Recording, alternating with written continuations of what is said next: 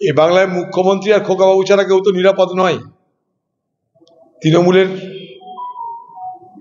মধ্যেকার আজকে যে অন্তর্দ্বন্দ্ব, এগুলো তার বহিঃপ্রকাশ।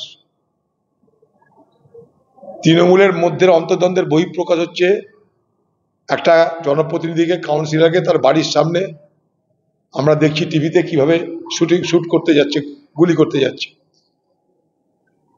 সেখানকার যারা সাধারণ তৃণমূল দলের সদস্য বা সদস্য যেই হোক, বা যারা সাধারণ মানুষ, তারা যেভাবে আততায়ীকে ধরেছে তার জন্য তারা প্রশংসার দাবি রাখে। আততায়ীকে আর পুলিশ ধরবে না আগামী দিনে, আততায়ীকে মানুষকেই ধরতে হবে। কারণ পুলিশের সময় নেই আততায়ী ধরার, পুলিশের সময় নেই খুনি ধরার, বা খুন করার আগে কোথায় কি হচ্ছে তার খবরাখবর নেওয়ার পুলিশের সময় নেই। তা আগামী দিনে যেমনভাবে একটা জনপ্রতিনিধিকে খুন করতে গিয়ে খুনিকে ধরা হয়েছে, তেমনিভাবে এই বাংলার মানুষ অপরাধীদের ধরুন। হ্যাঁ,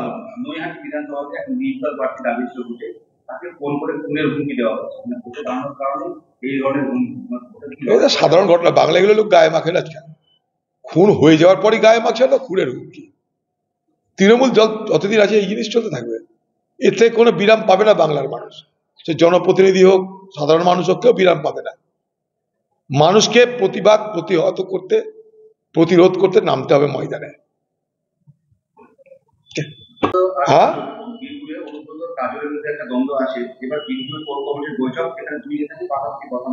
ও গায়ে জোর করে কি করে বসানো